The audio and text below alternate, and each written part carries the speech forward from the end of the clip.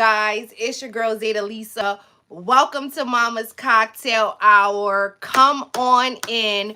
We got things to talk about today. So I am trying this live thing. As you guys are entering this live, please hit the like button and let's get to it.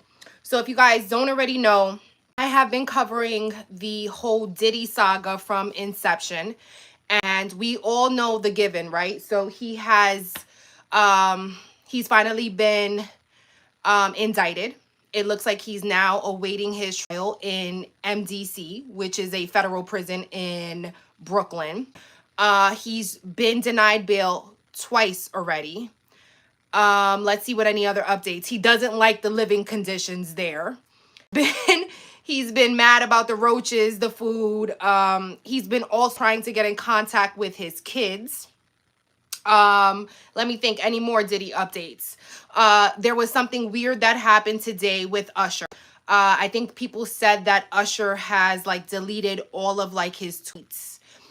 So something we know is lingering with Usher. So there is so many things happening now that Diddy has been indicted. I think we're going to see more and more people start to come out because they feel like he's no longer in these streets being a menace.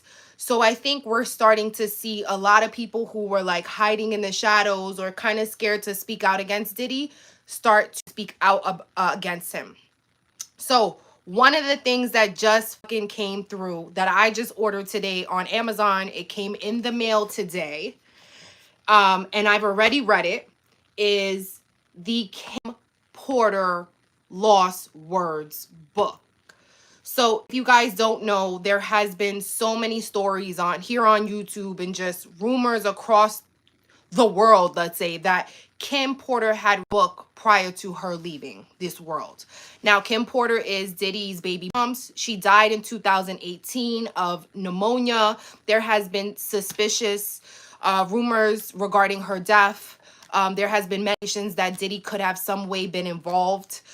There was stories of a book being shopped around there, and just recently, I don't know if you guys seen one of my videos, but Radar did leak a excerpt of the book before it was set to air on Amazon. So I got the book, I have read the book, and we are going to read chapters 1 through 5 today.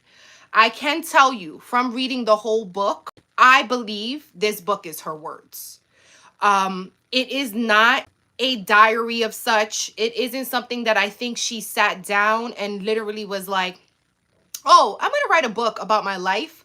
I think that this book was written in order to make sure that if something happens to her, her family knows exactly what happened. So I think, like any other person that is in a situation where you're with someone who is extremely powerful, she was strategizing on how to stay alive. And one of the strategies that I believe Kim Porter came up with was writing this book and then also taking evidence and also giving it to parties that she trusts so that she can ensure her safety. If we all know what happens, she is no longer here. So her plan didn't work yet, but working now. And so as a woman, as someone who has followed Kim Porter from beginning, I have followed Kim Porter for a really long time, even prior to all of this coming out. I always thought that there was something wrong when Kim Porter died. She was 47 years old. She seemed young. She seemed healthy. And her dying has always been suspicious to me. So this platform is not about shitting on Diddy. Like, I want to spit the facts. I'm about spitting the facts, although my own reservations, and I do have my own thoughts. And like I said, do your research. I'm not here to tell you how to think. I'm just here to tell you what I believe happened.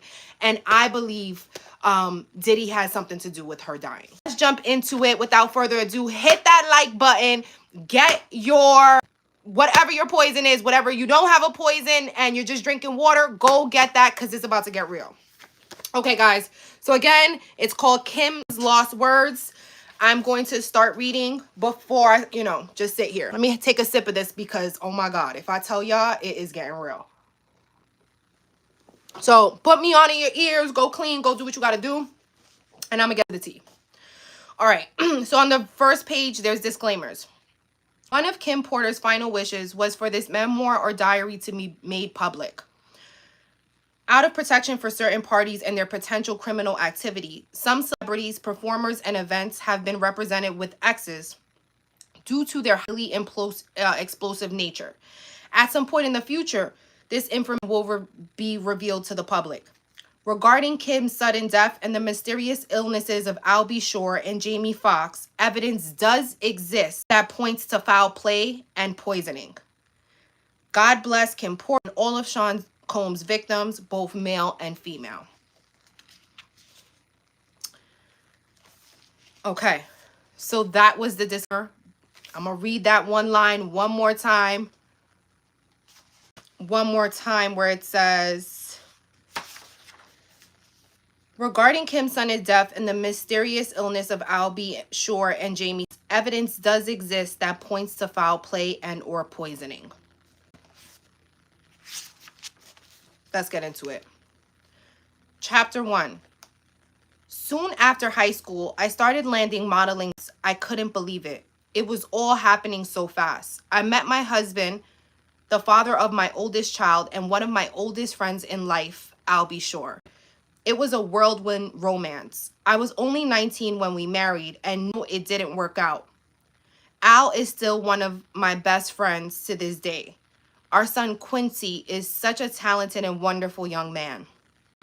At that time, I had no idea my relationship with Al was going to introduce me to the man that I would spend the better part of my adult life with. A man...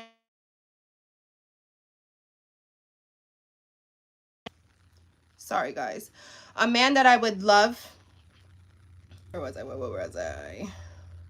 A man who I would love and cherish, but eventually fear it. I don't want to put the cart before the horse, but I will say, although I knew what was going on, I turned a blind eye many times. Here I have to tell this truth, unfortunately, because deep down, I knew everything that was happening, but I lied to myself a lot. He was so charming, a wolf in sheep's clothing, a devil, and I fell for it. This story must be told despite the facts that it will hurt my children. I cannot hide it any longer. Sean Combs must be stopped. Chapter 2. And it's a really, really small book, guys, okay? It's like 60 pages, so I'm going to get to 5. I'll take a break, and then maybe we'll go on later on tonight. Okay. Chapter 2. Humble Beginnings. I was born to loving parents Jake Porter and Sarah L. Porter in the Peach State of Georgia. All through Columbus High School, where I graduated in 1988, I knew I was going to be famous. In the 10th grade, one of my best friends, Tina, said to me, "You won't make it here in Georgia." I knew if I really wanted to be famous, I would have to leave my hometown and my hometown, Georgia. That conversation was so, and as I look back now, it changed my life. I met Al while I was working in the industry. He was so dope and charming and had such a crush on him. I had such a crush on him. We were married before I knew it, and Quincy was on the way. But I was young, and it just felt like it wasn't going to last. It was a little bit between us after we separated, but we got past that so quickly. He is just a super dope guy and an amazing father. Though we separated, we are forever bounded through Quincy. Thank you, Al. I will always love you. When I met Sean, he was cool. I didn't think much of him at the time. He was just another guy at the label. Uptown was huge, and we were all living our best life. But Sean continued to lay on the charm, and before I knew it, we were dating. As a young single mom at one of the hottest companies in the world, life couldn't get any better. My boyfriend was getting even bigger. He and Clive would hang out a lot, but I didn't think anything of it. I mean, that was his boss, and he was doing bigger things than most men would dare to even dream. Then it happened. I mean, okay, I was a little bit of a freak. I really enjoyed myself with my partner, and toys are one thing, but I never imagined having a man I was dating asking me to use a toy on him. The first time, he just wanted to experiment, try something new. I was grossed out. He kept begging. He said it would only be this one time, and he was just curious. I was only 20. I said, what the hell? I hated it. He bled from it, and there was shit in it. I left him alone after that. Chapter 3. Sean kept reaching out, and I kept his calls. Eventually, in a few weeks, we ran into each other at an event. He came over and sat next to me. We were cordial. He flattered me, saying, "You look so amazing." I replied with a simple, "Thanks, Sean." I tried to get up and leave, but he pulled my arm. As I turned to him, he looked deep into my eyes and said, "Look, what happened between us was weird, but I really care about you. Can we?" He paused, and then I tried to use my attempt to escape. I pulled back my hand and said, "Sorry, Sean, go. Please, I think I'm falling in love with you. Can we talk?" It was taken away. Did he say he loved me? It was so fast. I wasn't aware of this, and as his manipulation tactic as a God, I was so young and naive. He continued, "Let's just have dinner." And I fell for it. 2 days later, we went out for drinks at a lounge in Lower Manhattan. The place was so nice. Sean was really coming up and pulling out all the stops to impress me. He pulled the chair out for me to sit. Back then, he was always a gentleman. He smiled and said, "Look," as he sat across me, "I hated it and I never want to do it again. Give me another chance." Over coffee next morning, I decided to give him another chance. For the next year and a half, things seemed pretty normal. It was fun. Things were going great, and we were living the dream. The dream I dreamt about throughout my youth. Sean and Clive were working on Bad Boy, and he had his first artist. He picked up Craig Mack, then some rapper from the West Coast called Notorious B.I. to help Chris develop. Notorious B.Y. Oh, I'm sorry, just thinking. He was collaborating with the biggest names in hip-hop to make it happen. Things could not be more amazing. Then he asked me to do it again. It was insane. Sean said, "Baby, I can't stop thinking about it." "What the hell are you talking about?" I responded. Sean continued, "I just can't stop thinking about that night. It was amazing. Can you screw me one more time, please?" I became infuriated. "Why don't you go to Clive?" I could form words. He began to beg. I'm so sorry." Holding my cheek where he hit me, I turned and ran off. Oh, sorry guys, I missed something. Let me go back. Why don't you go to Clive? He's the one screwing you, isn't he?" Then Sean hit me. This was the first time, but he slapped me hard. Before I can form words, he to beg, I'm sorry. Holding my cheek from where he hit me, I turned and ran off. That should have been it, but I guess I was a glutton for punishment. He sent flowers and a bunch of expensive gifts. Then we bumped into each other at another industry event. He sat down to me. This was deja vu. Sean started, "Imagine running into you here. Get the fuck away from me." I forced out. He became more serious and he said, "Look, baby, I'm sorry." But I glared at him. "There is nothing you can say to me." Nothing. After awkward silence, he finished, "You know I love you. I love your son. He's my son. I don't know how to fix this, but I'll do anything. I'm sorry." Shit, he can be so sweet. Here we go with the love. This time, it's not falling in. He was great with Quincy, and to be honest, despite everything, I missed him. As he stood to walk away, I remember hearing myself say, "Call me later." What the fuck is wrong with me? Question mark. Chapter 4. Forgiveness. Sean arrived with flowers in hand. He wanted to see Quincy. He was so good with him, and Quincy ran over to hug him. I felt my heart melting. He asked Quincy, "How you doing, Tiger?" Quincy looked so innocent as he responded, "I'm good. I miss you." Sean's response sounded genuine. "I miss you too. We'll hang out tomorrow, okay?" Sean gave him a little love tap on the butt. "It's bedtime," Quincy replied. "Okay, good night," as he headed towards his bedroom. Here was the man I fell in love with, but what was I thinking? Shit, not only did he want butt plugs, he slapped the shit out of me. So why am I still talking to him? They say that love is blind, but is it stupid?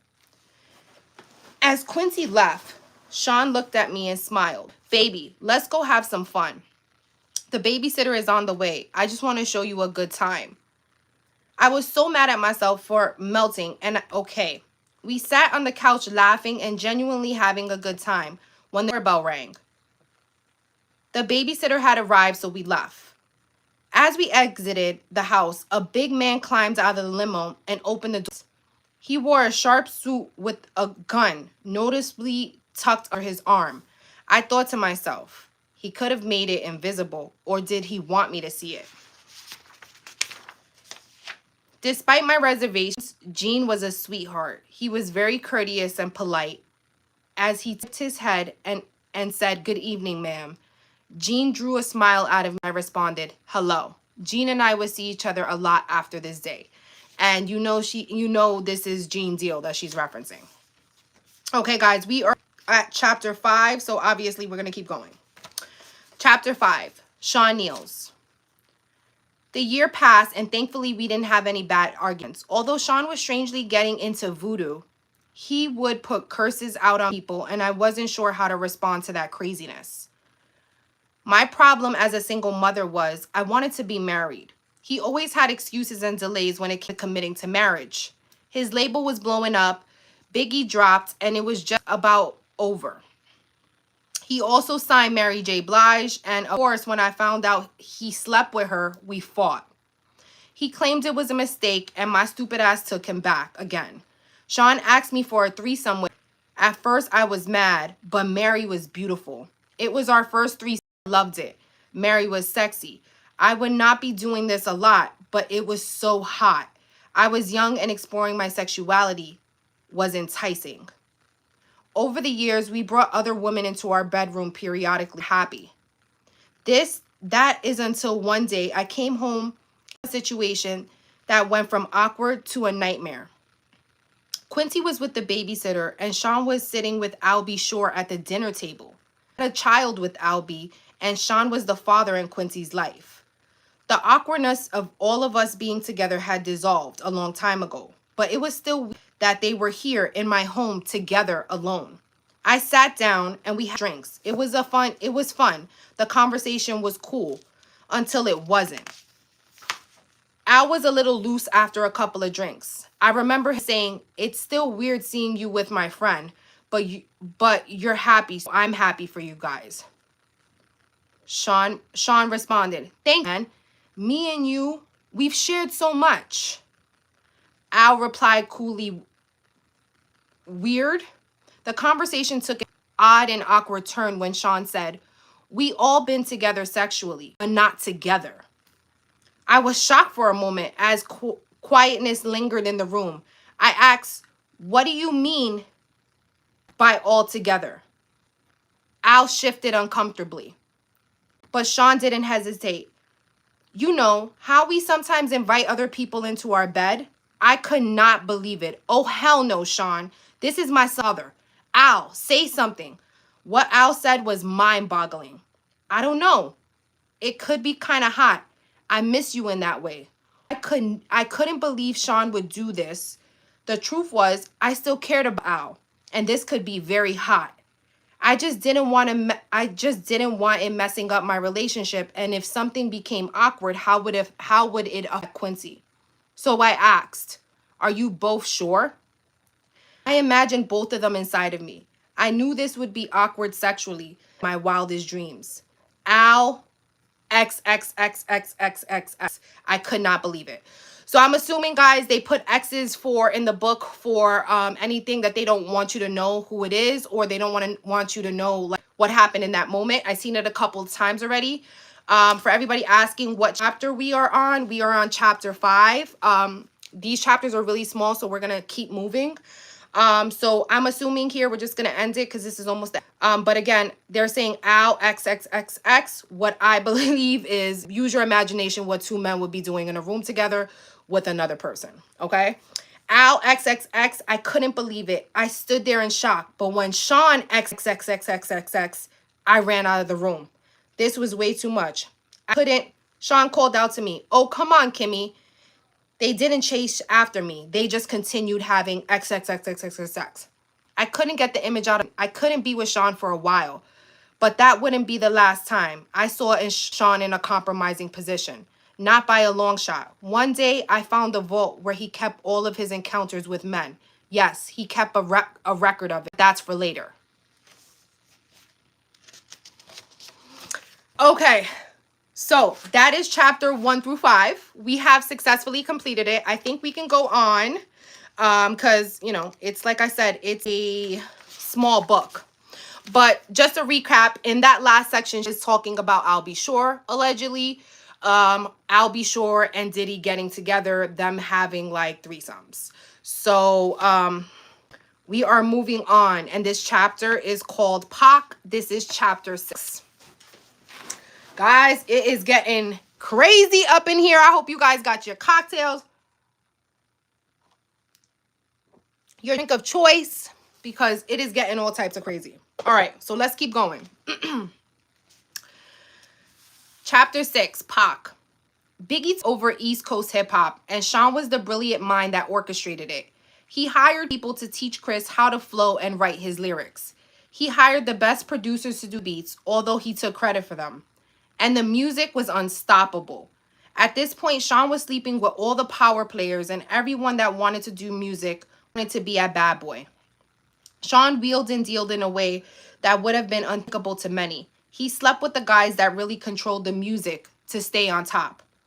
A lot of the names average people have heard of, these are the guys that make the decisions on who is winning and who is not. He hosted parties that were just a fancy name for orgies, and everybody wanted in. When I met Pac, Sean and I had an open relationship, and yes, I slept with Pac. Shit, he was sexy. Sean didn't mind. Well, not until he get Pac to join the both of us. Pac was not good with that. This is where the relationship between them became strained. Tupac wasn't going to accept Sean's advances. Pac wasn't gay, and he wasn't pissed about the advances. We were all in Sean's house. Oh, I'm sorry. And he was pissed about it. Not wasn't. He was pissed about the advances. We were all in Sean. I was drinking. They were smoking, and everyone was just relaxing. Sean came in on what I'm sure he would call a smooth approach. My baby bad, isn't she? Pac threw a sly smile. Yeah. I felt myself blush. Sean was now in full swing. You think you hit it better than me? I couldn't believe he disrespected me. I was not playing with my response. Sean, what the fuck? Pac came to my defense. Damn, bro, you ain't gonna do that sister that way. Tupac appeared upset behind Sean's words, but Sean went in for the kill regardless. I think my is bigger than yours. I bet I can make her faster than you. What's up? Pac was appalled. What the F are you talking about? I ain't trying to run no effing train, Sean, effing train. Sean continued. What are you scared of? Let's see who F's better. Let her be the judge. Yes, at that point, we had been inviting others into our bed for a while. But I'm used to and will not stand for disrespect. I wasn't the only one upset. Pac shouted, Ninja, you talking about pulling your D out? Sean was undaunted. What, you scared? Tupac simply laughed. Things were contentious since then. The two could not be in the same room. Pac avoided me as much as he did Sean. When they did bump into each other, the tension was more palatable. I felt like blows could be thrown at any moment. Months passed with the tension between them. It was uncomfortable, but nothing for death. Then one day, while we were at the studio, it happened. I walked into Sean's office, and he was having a conversation. The conversation, Sean sat across from Jimmy Henchman. Pac, don't leave in studio alive. I don't think I was supposed to hear that. I continued as if I didn't. Hey, Sean. Good morning, Jimmy. They didn't seem to hear anything. I'm ordering breakfast, smiling. Sean replied first. Let me get eggs sunny side up with grits and an orange juice. I could see he was hungover. Good. I don't want him knowing I know anything. If he just put a hit out on Pac, knowing something could be dangerous.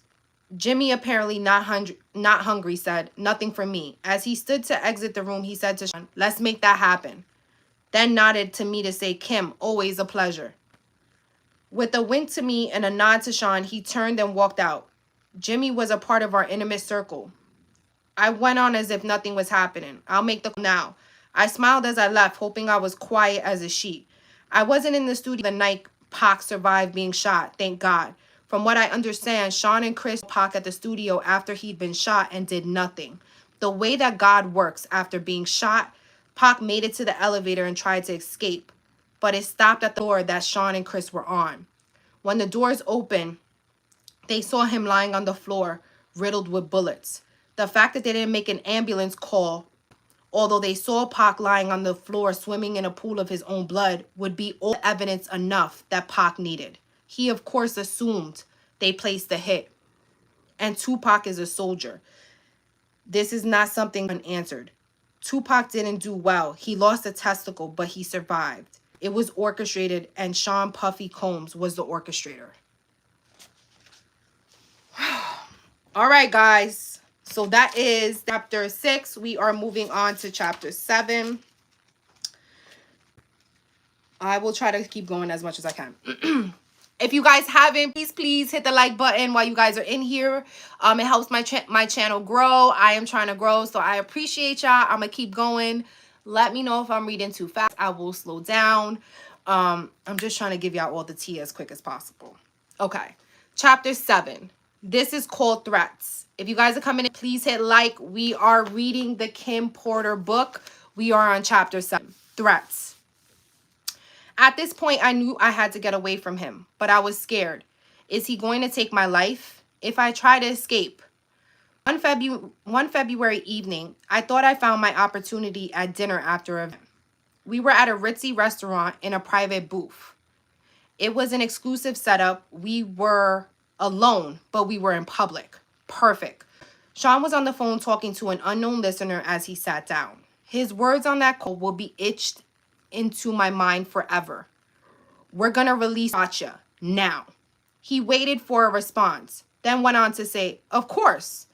They're gonna think Big was talking about Pac. That's the whole effing point. Nobody would give a F about a diss track against LL effing Cool J. Do you know how much money we'll make behind this kind of rap beef? Ninjas battling after someone really got shot? This may not be the best time for this conversation. Sean was finishing up. We drop that S tomorrow. He listened to the phone, then responded, there's going to be blood in the street. Ninjas miss Pac alive. Let's capitalize on that S. When he responded, it's just going to mean more money. He turned around and looked at me. Spoke into the phone. I'll call you back. Then hung up to me. What's wrong? I tried my best to give a fake smile at what I heard. After all, me and Pac were intimate. I responded, nothing. Sean wasn't fooled. Are you sure? His demeanor. But I responded as cool as I could muster into his intimidating stare. Yeah, of course. He took my hand saying, that's wonderful. He began to squeeze my hand until it hurt as he continued. But seeing you walk in the office while I was talking about killing that MF and you not saying shit to me had me a little concerned. His grip was starting to hurt badly. You're hurting me. As he continued, he squeezed tight. You're pretending you didn't hear anything was a sign of your loyalty to me, not something I should be concerned of, right? I had no choice but to give him the answer he wanted. I knew I was trapped and I responded, of course, I'm loyal to you. He let me go as he responded, good. And remember, I'm the big D. I snatched my hand back. He smiled and said, let's start off with good wine. He snapped his fingers and his favorite wine was poured for him. They knew that Sean wanted what Sean wanted, and when he wanted it, he got it. I'm trapped. Now isn't the time for me to launch my plan. I have to be strategic. It's going to be hard to leave the glamour, the glitz, the lifestyle. I mean, this man has snapped his fingers in one of the most expensive restaurants in New York City, and they poured him a drink of choice. The bottle of wine was $800, and this is 1994. The list to get into this place is like 6 months long if you are somebody. Major Giuliani had a table here also. If I got up and walked out, safe. But what about tomorrow? I had to think. He sipped the wine and smiled. You're not drinking? He pointed at my glass, and of course a waiter filled it. They knew what I liked as well. Sean had a bad temper. He yelled sometimes, and okay, he roughed me up once or twice, but he never... Sorry, guys, I'm taking out my thing. He never bruised me, and he never hit Quincy. I would have not stood for that. He never laid a hand on my son. At the time, I never thought of him touching Quincy in any way. Got a bullet point on that because I do feel like that's a really weird statement. I'm just gonna read it one more time. At that time, I never thought of him touching Quincy in any way. Then the significance of what he said hit me. Is he mad over Tupac? Is he mad at Tupac over me? Am I the big D? Oh my God. The last time he put his hands on me, it was because I enjoyed Jamie Foxx too much. She enjoyed Jamie Foxx too. He gets so insanely jealous. It's not fair.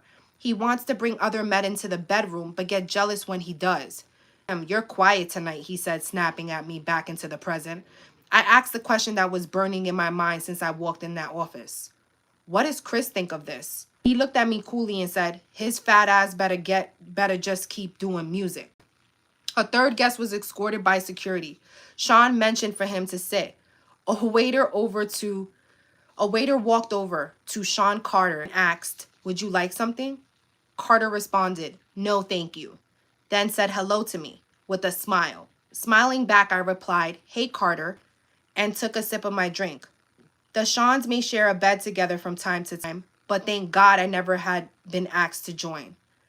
Carter went on to speak to Sean. I thought we were meeting in private. Sean replied with a nonchalant shrug.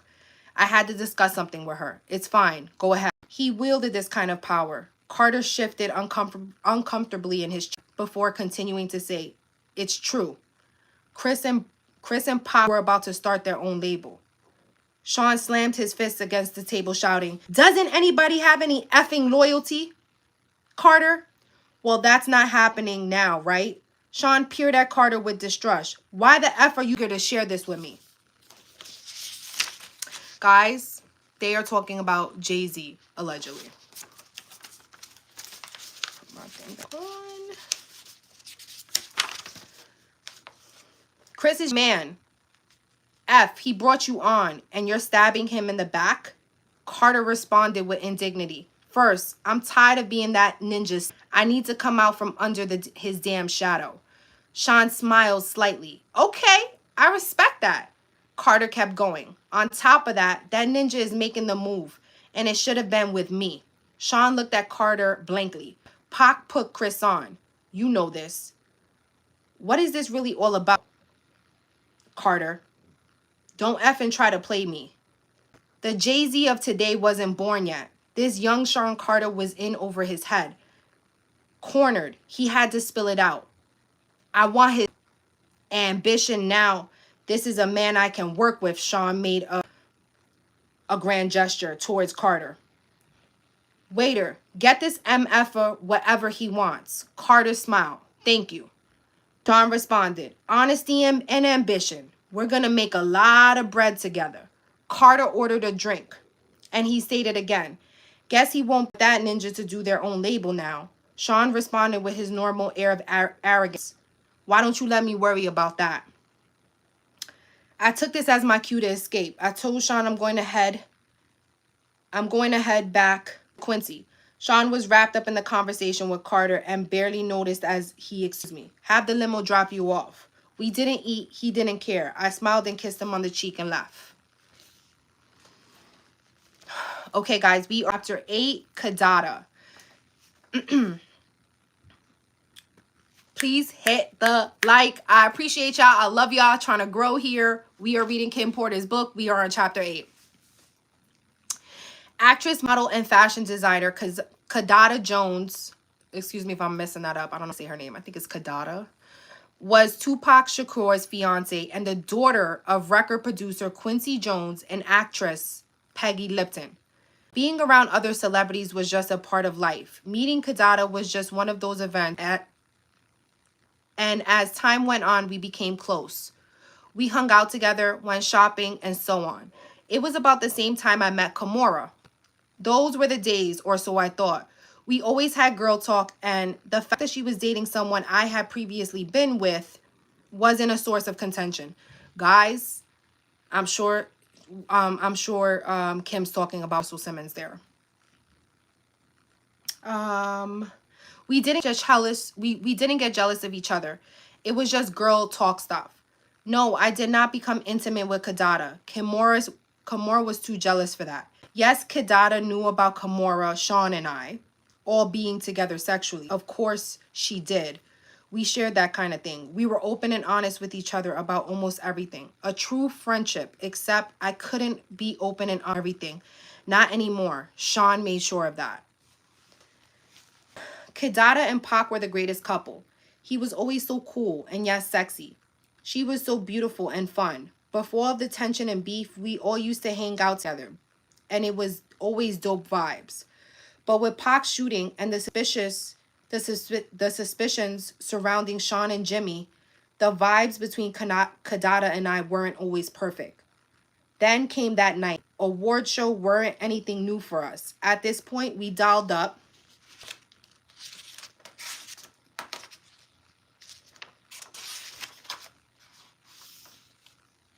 We didn't choose what we wore. A stylist prepared our color palettes, a makeup artist did our makeup, and a artist stylist did our hair. This was just the way of things. We shared the best stylists in the business. Sometimes we would all go to the studio for events to get our measurements taken, but this time Kadada seemed different. I felt something was wrong, but when I proved her, she wouldn't say anything. Then the day of the event was here. We would all see each other inside. Even though Sean was my man, as far as props, I had nothing on Kadada. Being Quincy Jones' daughter had perks, and superstardom was amongst them. Pac wasn't there. When she saw us, she came over to our table. We sat around kicking it in a very dope vibe. Sean knew he was going to clean up this award show. He had all but taken over the East Coast with all of his hits. There was really no way he wouldn't. Bad Boy is Hall of Fame stuff now, and Sean P. Diddy Combs knew it. Sean smiled at Kadada. She sat at our table, but something about the smile didn't seem authentic. Soon I would know why. He's sick when he has a grudge against someone. And as she sat, Sean said, Bad Boy is gonna clean the F up. From his table with faith, Chris replied, hell yeah. And that new shit we busting out gonna have these ninjas sick. Kadada signaled the waiter to pour her a glass of ginger that sat over her table. As the waiter refreshed her drink, she said, Pac's music is gonna get some love too. Sean grimaced. Oh, come on, Sean. I know y'all got y'all differences, but you have to admit, the man's great music. Sean looked at me at the corner of his eye, then took another sip of his favorite cognac and replied, Bad Boy got the hottest music on the but I ain't tripping. Everybody gotta get their shine, right? Dada sign. Sean, Tupac thinks you were involved in getting him shot. You two were close. You need to make this right. Sean responded, why the F would that ninja think I had something to do with it? Kadada ordered, Sean, can you blame him? Sean was obviously not happy with that question by his reply. Hell yeah, I blame him. We had a good thing going, all of us. This ninja turned on me, and he has the effing balls to blame me for his shooting. The indignity he managed to spew out while lying through his teeth was something I did not expect. I was thrown back for a moment before interjecting. Do we have to do this tonight? It's Sean's big night. Kimora heard the ruckus and made her way to the table as well. She sat down and said, hey, everybody, with that big dimple smile. I smiled and replied, hey. Kadada also seemed happy to see me and said, hey, what's up, Kimmy? Kimora, never the type to hold her tongue, went straight at it. The whole place is buzzing with the fact that you're sitting here accusing Sean of having Pac shot. Y'all kind of loud. She laughed. Kadada seemed embarrassed as she looked around to see everybody staring and whispering. But she wasn't about to back off. In fact, she doubled down. Anybody here not talking about it ain't real anyway. We all know Sean was behind it. Kimora forced a smile. We don't have to do this here. Kadada made clear she was not going to be silenced as she continued. Oh, let's not hurt the feelings of Sean Puffy Combs. He only had one of the most prolific rappers in the game shot. Shot his hands into his fists. If this was anyone else, this would have turned ugly. But this was Quincy Jones' daughter. Sean was a monster in the streets, well feared by men that knew. But he did not want any of that smoke. Quincy, Kadada could continue with impunity. Sean could not touch her. Christopher and Mary, both wanting to defend the super producer that made them famous, both started to stand and make their way over to the table. But Sean signaled them off with a firm motion of his hand. They remained in their seats, watching helplessly. Kadada seemed to be on full rampage.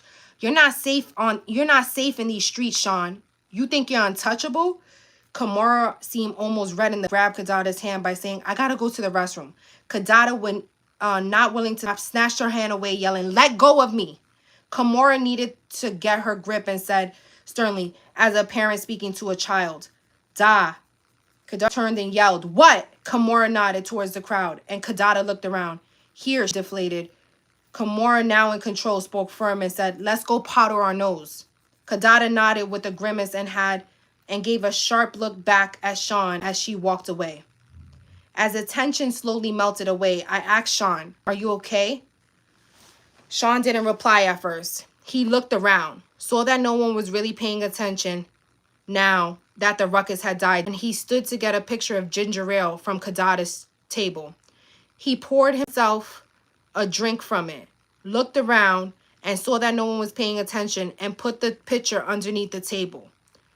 What was he doing? Then I heard the distinct sound of liquid being poured into the liquid. Oh my God, is he peeing in the picture? He smiled at me as he brought the pitcher back from underneath the table and finally replied, He then stood and returned the pitcher to the table. I was in awe. I knew he had a bad temper, but this was disgusting. I'll never eat or drink something after we had an argument. Kadada and Kimura made their way back to the table. As Sean watched quietly, Sean made small talk. Which song do you think they'll give me awards for? As Kadada poured her drink, Sean's bodyguard made his way over to the table. I think he stopped her from drinking. Everyone else just sat and watched. Jean risked incurring Sean's wrath. If I'm right, revealed, I replied. Babe, your cologne is crazy. It could be a lot of... Sean glared at Kadada table the entire night. So, sorry guys, you start to get tongue twisted a little bit.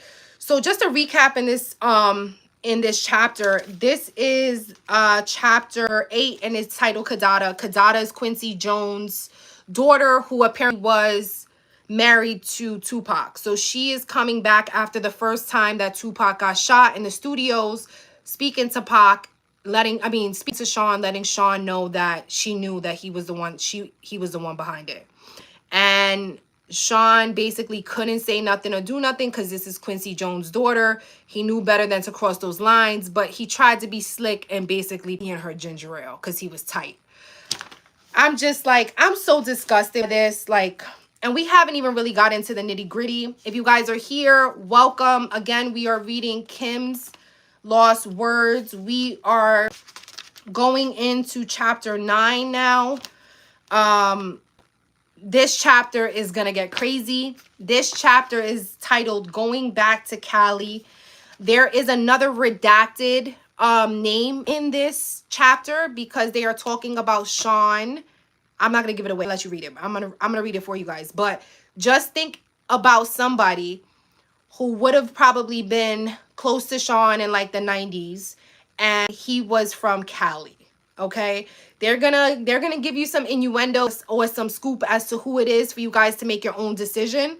I'm gonna let you guys know who I think it is, but again, remember, this all allegedly. I don't know, but we can just use information to kind of make an informed decision. But I'm gonna let you know this rapper is from Cali. He would have been maybe young and on the come up in the 90s. You guys could drop a comment who it is, but I have a little sticky on this. And we're going to talk about it. All right. So chapter 9, going back to Cali. Let me get comfortable. Hold on. Welcome to Mama's Cocktail Hour. If you haven't button, hit the like. I'm trying to grow my channel. I appreciate y'all. I love y'all.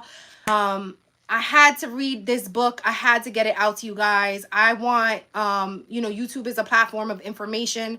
I think it's important that we share information, especially because I feel so personal to this. I think Porter was an amazing human being, and we will continue reading, and then we'll all talk about whether or not we think this is valid. So far, I feel like this is all valid.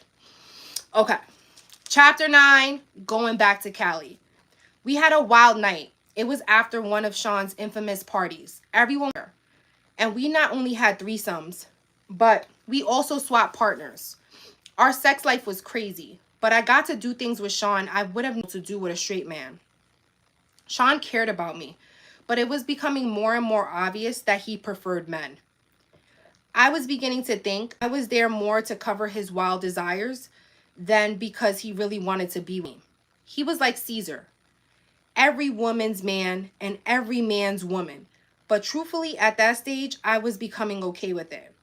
I woke up and left the bedroom where I was with Jada Pinkett, and Sean happened to be coming out of the bedroom with XXS. So they're redacting this person, guys. And Will Smith. Yes, XXS attended parties from time to time. I could see him and Will kind of snuggled up on the bed together. I was grateful. I wasn't asked to join in that room. I didn't really like XXX. Sean smiled when he saw me. Good morning. Here at the orgies, he wasn't very affectionate. He didn't have to pretend, but he could walk straight. He couldn't walk straight. Ayo, no Diddy. She said, I'm going to read that one more time for you guys so we can't overpass that. She said, I didn't really like XXX. So just to bring it back. So she said that she was at a party with Jada Pinkett, Will Smith, and another rapper. Okay. And she said that she saw Will Smith and this other rapper come out the room together. She was happy that she wasn't asked to join that. So, bang, we're going to go back. I could see him and Will kind of snuggled up together in the bed. I was grateful I wasn't asked to join in that room. I didn't really like XXS. Sean smiled when he saw me. Good morning. Here at the orgies, he wasn't very affectionate. He didn't have to pretend, but he couldn't even walk straight. I knew how his ass felt literally. We had sessions playing with each other's anal cavities. Ugh. I wanted to be home before Quincy woke up, so I told him I'm getting ready to go. He responded, let's have a cup of coffee first. This meant he wanted to talk. I didn't know what it was about, but in situations like this, I didn't really have a choice. He was violent when he didn't get what he wanted, and I didn't really want to fight, so I sat down. But before we started talking, XXS came out of the room. Sean was wearing boxers. XXS was in his birthday suit. XXX addressed us, morning. When he turned around in order to close the door, there was stain on his back. Y'all know what that was. A dried up stain on his back. There's YouTube. Y'all already know. I'm already saying some wild stuff on here. All right. So he had a stain on his back, guys. Be creative. That stain is. XXX walked over, pulled a chair out, sit down next to us, and lit up a blunt. Sean stretched, smiled, and said, this East Coast, West Coast beef is more lucrative than I thought, but it's getting dangerous. XXS responded, surprised. Business first thing in the morning? Damn, cuz, you on it. But you know, you don't got nothing to worry about. You got a pass, daddy. XXS smiled coyly. Sean apparently had something to talk about with XXS as well, because he said, I can't protect everybody, especially if someone is no longer going to be on my label. It was apparent XXS aback by this turn of events by his reply. Sean, are you saying what I think you saying? Sean continued. It's taxing on my resources to protect people.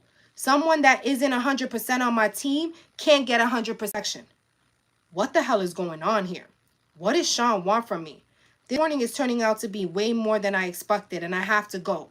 Quincy will be looking for me. Meanwhile, XXS apparently dirty. So To be clear, if something happened, it says made quotation marks with his fingers, to one of your artists that was leaving your label anyway, would be considered. He makes another set of quote marks, out of your control. Is that what you're saying? Wait a minute. Can they be talking? Is Sean saying he won't protect Biggie? At this point, I was too young, too naive, too hungover to understand that this was not lack of protection. This was a hit. Where did this come from this morning? But an old me understands now that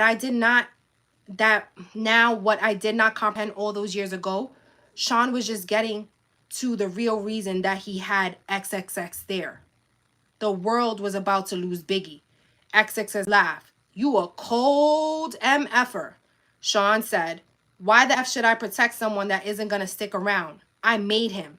That ninja should be worshiping the ground I effing walk on. I was thinking Sean's ego is rearing its ugly head, and I wanted to get out of there, but my instincts told me I need to tread carefully. So my next move had to be calculated. I don't really want any part of this, not even implicity, but I just dragged right into the middle of it. If what was happening here ever comes out, I will be held as an accomplice. But even as those thoughts crossed my mind, I couldn't just pretend that this was okay. So I said, but Sean, he hasn't left yet. Those are just rumors. Let him die because of some rumors? Sean glared at me, the anger in his voice obviously stemming from hurt as he said, I know when I'm being portrayed. I'm not killing anyone, but I'm not protecting somebody that doesn't even have my back 150%. F that. This was railing out of control. My mind be raced. Is there a way for me to get through to him? Maybe I can use the finance route. Sean, he's bringing in so much money. You put so much money into cultivating him. You're going to just throw all of that away? That's when he revealed how thought out this meeting really was. If he leaves, he takes all the money I invested into creating him Sean size.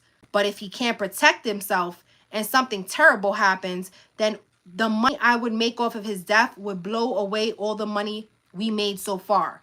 I was perplexed. Sean, he continued, he's worth more dead than alive. Sean Combs is a calculated monster. SSS chimes in. I get that, fam. A lot of people out here want Biggie dead too. Without your protection, he doesn't stand a chance in Cali. Biggie's gonna die. This is crazy. I dare not say anything else about this. Sean smiles and stands to walk over to a safe behind a picture. There he pulls out a bag marked XXX name. He turns to XXX and says, why you're worth your weight in gold. You understand me? Here's a little something for you to take care of my people.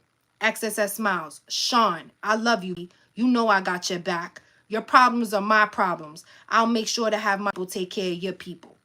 I need to get out of here. This is crazy. I attempted to leave. Sean, I want to get Quincy before he wakes up. Sean looks at me responding, it's getting late. Give him a kiss for me. I'm going to get out of here. God, XSS always has something to say. I love to meet the little tykes time. Not a chance in hell. Something about this guy creeps me out. I thought that would be great. I made my exit. Okay, guys. That is the end of chapter 9. This chapter is called Going Back to Cali. So there's a lot of information going on here. Now, I want you guys to drop in the comments, if you guys like, drop in the comments who you think it is. But I believe some things that make me believe that XXX is somebody from Cali. I believe that XXX is Snoop Dogg. Allegedly. Can I say allegedly all over this effing video? Allegedly, the way that this is written, this is my belief. You guys can, again, you guys can think your own thing and think there's a million other people from Cali that it would be. Some of the things that make me think that this is him is because I know that Sean or Diddy and Snoop, when the East Coast and the West Coast beef was going on, they actually did a episode of the Steve Harvey show. Remember when Steve Harvey had that show, guys, where he was like a music teacher? Sean and Snoop Dogg had did like, I guess, a guest appearance on that show where they were like, oh, we ain't got no beef, cuz like we good, like everything's copacetic, right? That always stood with me, because if you have a best friend, and let me know if you feel this way too, right? If you got a best friend, you calling somebody a man and your best friend, like if they got beef, you got beef too.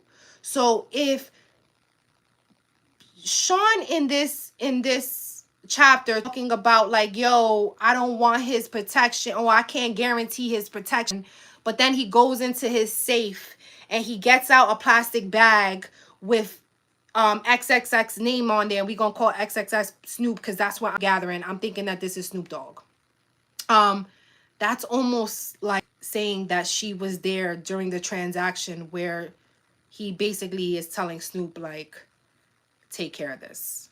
Allegedly. But that's what is given. It's given XXX in this chapter is Snoop Dogg. And Snoop Dogg was having freak offs with Will Smith, Jada Pinkett, and Sean was doing this, most likely we know, for blackmail, because that was another thing that we'll see that plays a lot in this book. And I can tell you, by this now being the second time me reading this book, because I already read it once all the way through and I'm reading it again with you guys, is that Sean had understood very early in the game that blackmail was very essential. He definitely was having intercourse, from what I think, with high celebrities to kind of keep his rank, and this is how he was surviving. This is how he was making money. Again, it's gonna start to play out just a little bit more, but if we doing like cliff notes after every chapter and we talking about it, I really do that this is the beginning of him starting to understand, like, yeah, I can get people into compromising positions. So I mean, Snoop Dogg was in a compromising, I mean, allegedly, of course. We don't know if it's him, to be fair, but I mean, like I said, I referenced the Steve Harvey show. If you guys go on YouTube and check out and put in like Steve Harvey show, Diddy and Snoop Dogg, like kind of piecing it out on the show, you'll see it. But this is very telling, guys. In this chapter, I got like, he spoke to Snoop, and Snoop is the person who like set this up. This is hella fucking crazy and all alleged. I just want to say that. For anybody just joining, we are reading Kim Porter's book, Lost Words. It has just been published on Amazon. I just got it in the midday. I've already done it a one look over. That's why I have like all these notes. My name is Zeta Lisa. This is my show, Mama's Cocktail Hour, where we give the real. If you guys are new here, welcome. Please hit the like button. Subscribe to the channel so that you could be notified when we have new videos. I'm trying to grow my page, so I appreciate y'all. I feel like, what y'all think? I think we could do the whole book. Are y'all ready for it? Let's do it. I feel like we're already on page 30, and there are, let's see here. There are 60 pages, so we are halfway through. So get your drinks, take your little potty break. Let's get to it. Put the kids away. It's Sunday. We still have some time before we got to get prepared for the week. So let's do it. Hit that like button. Subscribe to Mama's Cocktail Hour. Help me grow. Let me take some of this wine, because I am like, guys, I have read this. Oh my God. Okay. I almost... Oh, hey, I'm going to keep going. Yes, I'm keeping going. Love from the UK. Hey, guys, drop down where you're watching from. Like I said, I'm new here. I want to like vibe with you guys. I want to see what you guys like. I'm going to keep going. I'm going to shut my mouth. I'm going to keep going. Let me get some of this. It gets real, guys. All right, let's keep going. Chapter 10, The Lies You Tell. At this point, the relationship between Sean and I had been off and on for a while. And we were off at this point. He put his hands on me again, this time for something that didn't even happen. It was all in my head. Phone rang. I picked it up anyway. Hi, Sean. He sounded quizzy as he said, we've been broken up for a while this time. Yeah, he continued. I don't want anyone to know about my, he paused to search for the right words. Proclivities, I respond. So you don't want people to know about you being gay? Sean exploded. See, that's why I fucking lose control on you. So I just plainly stated, goodbye, Sean. Wait, he screamed. Sean, I'm sorry, okay? You're always effing sorry. He took a breath. I have to do something to cover myself. I signed. Do whatever you effing want, Sean. When you see this in the news, it's not real. This made me calm down a moment. What could he be talking about? He continued, I'm only doing it for the press. Doing what, Sean? After a long pause, he continued, she knows what this is. She's just pretending to cover me. Sean, what the hell are you talking about? Another pause. Publicly, I'm going to be dating someone else.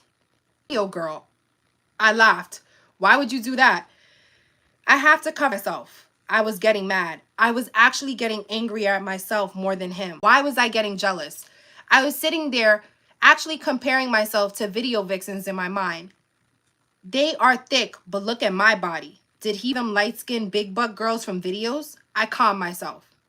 No, I know he likes men any damn way. As I regained control, I asked, why the hell are you telling me this? He signed, I want you to find out from me. Like I give it. He came at me with his favorite line. You know I love you. It was getting old. I could only think to myself, here we go. Love is a big, strong word. I'm tired of him throwing it around and using it when it fits needs. He's using it while he's sitting here telling me about dating someone else. I replied, you don't hit people you love, Sean. Love doesn't hurt. He sucked his teeth as he responded, come on, are you serious? That's just for children. We aren't in effing high school. Sometimes things happen. That doesn't mean I don't love you. I wouldn't hit you if I didn't. Wait, that sounded wrong. You said exactly what you meant. He took a breath. There was an awkward silence. The fact that I was still on the phone and waiting for him to speak meant he had her. He was more cautious as he continued. He didn't want to lose that power. Kim, no one that I don't care about can bring kind of emotion out of me. I wanted to say, is that how you talk to dudes after you're using butt plugs? But there's a line I dare not cross. Oh, God, Kim is crazy. Shout out to Kim Porter, man. R.I.P. Kim Porter. I mean, this book is wild, guys. You could tell that she went through some wild stuff, and Kim Porter really was Cassie. Kim Porter, they were two of the same people. I'm going to keep going, but I just got to let y'all know that. So she said she really wanted to say, is that how you talk to dudes after using butt plugs? But there is a line. Instead, I said, you say that while you're dating some other biatch? That's just for the public. I was done. It could be heard in my voice. I said, whatever, Sean. Do what you need to do. Leave me alone. I'm never giving on us, he cried. I responded to that emotional control attempt with little resolve I could muster. I didn't even believe words that came tumbling out of my mouth. Sean, there's no us anymore. Goodbye. Tell Quincy I miss him, he throws out. His emotional manipulation was really driving me crazy. This time, I said with much more conviction. Goodbye, Sean. I hung up. Manipulative bastard. All right, guys. That is the end of chapter 10. This is basically him telling Kim Porter about J-Lo. So I think he's trying to tell Kim Porter that he's going to be dating somebody publicly, really just for the image. It's not because he wants to, which we all know to be a lie, because Sean was dating multiple women. He did that with Cassie. So this is him saying that he was dating Jennifer Lopez just for publicity. All right. So if you in here, welcome to Mama's Cocktail Hour. I'm going to do this after every chapter. Please hit the like, hit the like, hit the like. We are reading Kim's Lost Words. We are on chapter 11, More Money, Mo Problems. Nah, it's really just Mo Problems. But, you know, I got to drop the Mo Money in here. Oh, and shout out to Texas. Shout out to everybody in here from the UK, Texas. Please drum. And don't forget to follow and hit those notifications. Okay, guys? I'm trying to grow. All right, let's get into it. Chapter 11, Mo Problems. For a while, I was actually happy to see Sean gone. I was getting older and the sex parties were out of control. It was time for me to slow down. Quincy was getting older. I knew that if I kept going, the rumors circulating were going to eventually find a way back. What would he think of me? Chris is about to take his trip to California. I didn't know exactly what was going to happen out there, but I felt like Tiana Wallace was about to become an orphan. I knew I didn't want any ties to that. As I was sitting there contemplating of all of this in my robe, sipping my wine on this Friday evening, my doorbell rings. I was not expecting company. I opened the door and found Sean. My heart skipped a beat. I was shocked but recovered quickly. I forced a smile and told him with slightly slurred speech, "Hey, come in." Shit, I'm more than intoxicated than I thought. Sean entered looking around suspiciously, then turned to me and smiled, saying, "You haven't been returning my calls. I just wanted to make sure you're okay." "I'm fine." He obviously was not here out of concern. He was checking to see who was here. Sean was controlling like that. Yes, even though we were not, was dating someone else. He started to make his way to the living room. I attempted to put a quick end to the visit, but it came out a little bit more directly than I intended. "So since you see I'm fine, you can go to bed now."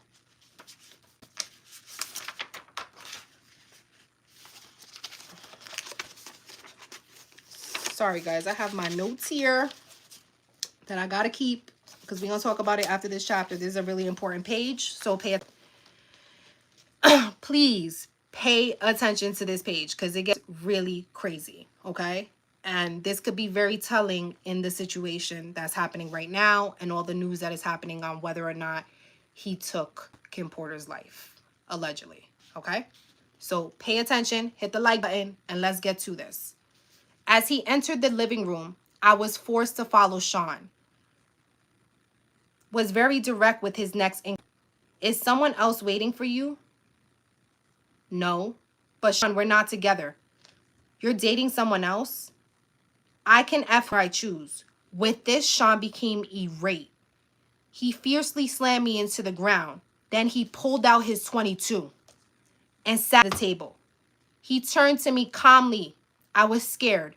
My voice quivered as I pleaded to him, "Sean, please stop. Quincy's here." Get here. How did we get to this point that he was in my living room threatening me with a gun, with a bong bong? Sorry, guys, I can't say that on YouTube. With a bang bang. He knelt on one knee and got right into my face to say, "You're mine. You don't have a choice in that now. I can't live without you." He stood up, composing himself. I was terrified as I whimpered, "Sean, that's not love." Sean picked his bang bang and cocked it. He looked at me almost thoughtfully and asked, "Have you ever heard? If I can't have you, no one can?" "Sean, please don't. Please, Quincy will hear." Sean smiled at the bang bang away, saying, "Oh, this is just for dramatic. I would never shoot you. If I was going to unalive you, no one would trace it to me. You know how many people I've taken care of over the years? It would be quiet. Something in your food or drink. Something that will never get back to me. I wouldn't bang bang you. Do you understand?"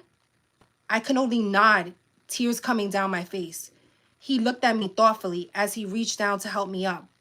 I could do nothing but agree. He's a monster. Now he wanted to smooth it over, and I had to go along with it. What else could I do? "Listen, baby, I don't ever want to hurt you. You know I really love you, or I would have moved on. Thinking about living my life was just too hard. If someone ever tried to hurt you, I would unalive them." My back hurt from where I was on the table as he shoved me. All I could do as he helped me up was nod that I understand through my streaming tears, which he wiped. He looked toward Quincy's room. "Let me say goodnight. And please." He's thinking quickly. He has to get up in the morning. Sean looked at me with an unreadable look. He was studying me. "I'm gonna go." Nervously, I walked him to the front door. "This is over, thank God." He kissed me. I didn't want him touching me, but I couldn't refuse. Kiss Quincy for me. I tried to keep my composure as I replied, sure, Sean. He opened the door to leave.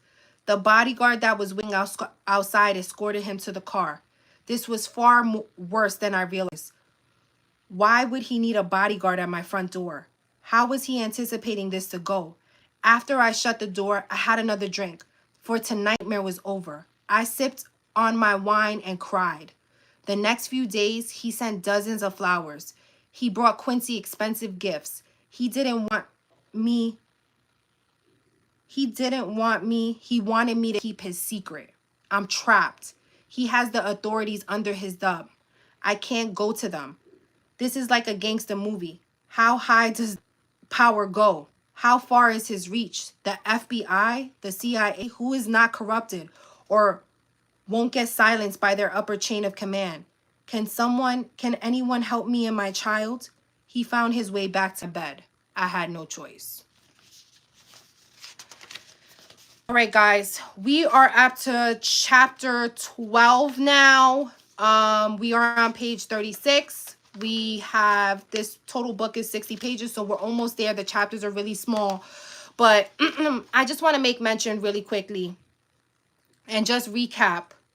This is the first time that he tried to manipulate and control her with a bang bang. Him letting her know that if I wanted to take you out, wouldn't do it this sloppily. Like, you're not going to know. It's going to be something in your food. It's going to be something that you drink. And I think that this is very, very telling if we all understand how Kim Porter died. Kim Porter died of pneumonia, okay? There was questions about how she died. First coroner report came out allegedly that she was unalived, and it was still to be investigated. Then that coroner died and another coroner. So a whole bunch of sketchy stuff involved with Kim Porter's passing.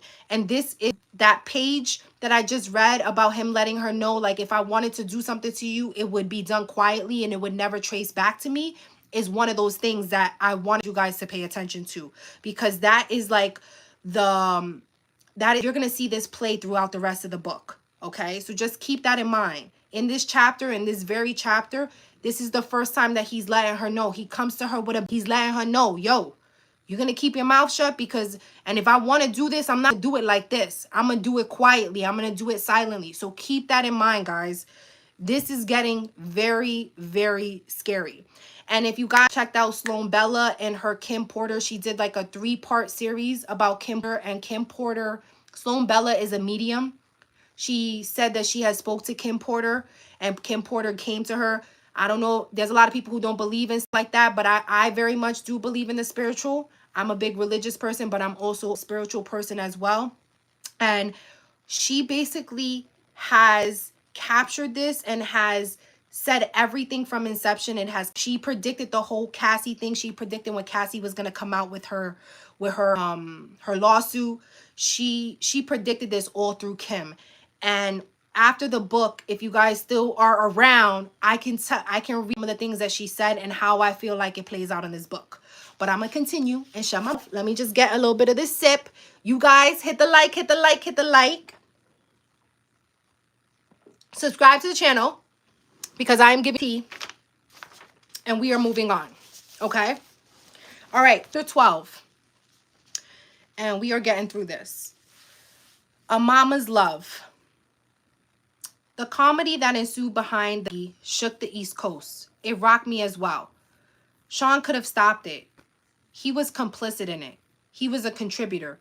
He knew it was going to happen and didn't stop it. This was his friend. No, they were not nearly as close as Sean would have the public believe. But still, as far as Sean was concerned, we were great. To the public, we were just having an on and off relationship as a normal. And I probably just seemed like more of a hungry HO.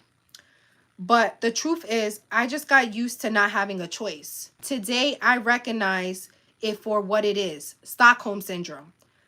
I was at his beck and call and had become comfortable with it. Since he had everything he could ever want, with the exception, of course, of a normal parental figure.